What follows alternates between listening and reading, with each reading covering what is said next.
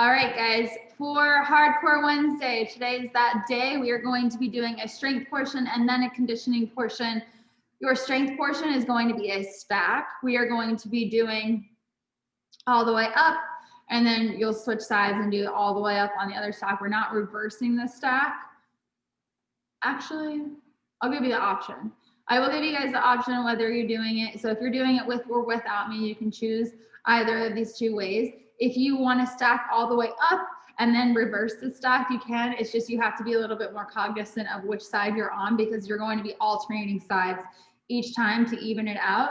Otherwise, you can just stack it all the way up and you'll rest in between. Like once you finish that first round on one side, then you'll do the same thing, same format on the other side with a little bit of rest in between. It'll be a little bit more challenging to do it the way where you're stacking it all the way up, all the way down, but it's your call on what you'd prefer to do. So I'll leave it at that, okay?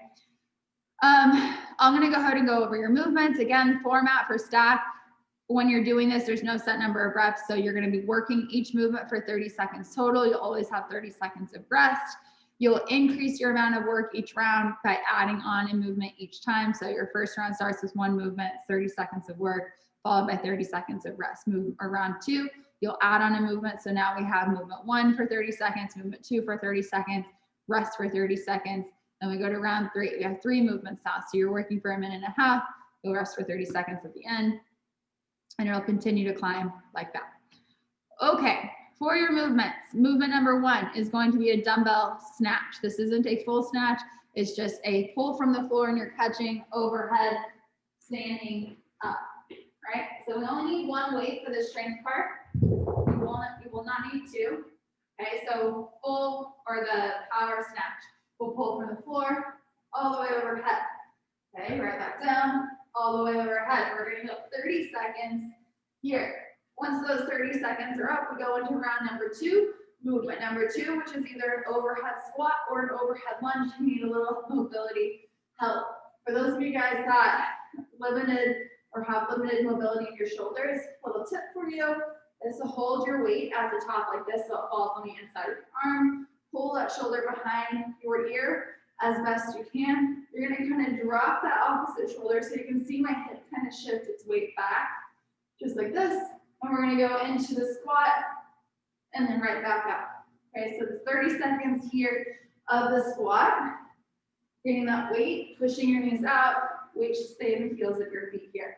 If that mobility becomes a problem to where you can't get full depth in the bottom of that squat, then you're gonna give me an overhead lunge.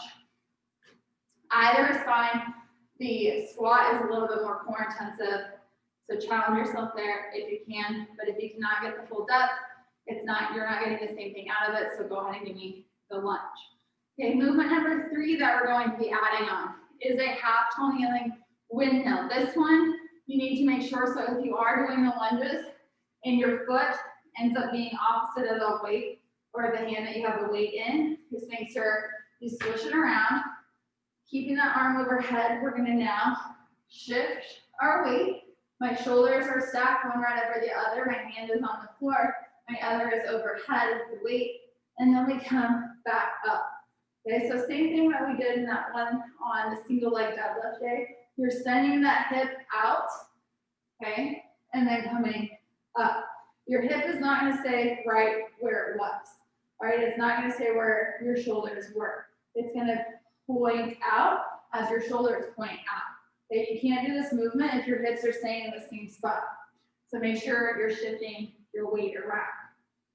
All right, once we're done with those, you're going to slide your weight through, just like this. And actually, just let me make sure, because I can't see it from where I'm at. Okay, that's what I thought. So we're gonna set the weight down, and your last movement is going to be a side plank starfish leg raise. That sounds crazy. It's going to be, once you come down here, okay, so that weight that had, or the arm that had the weight in it, you guys are gonna flop it over to where that weight, or the arm that had the weight overhead, is going to be the one on the floor. Okay, so we're gonna drive those hips up high. From this position, you're going to lift your weight. or lift that leg, okay, for 30 seconds here. All right, so those are your movements. Now, you can either stack them all the way up and do it all on that one side, or you can stack it all the way up, alternating sides each time, and then once you're done, you're gonna stack it or unstack it to where you'll be doing that side plank with the leg raise the most, okay?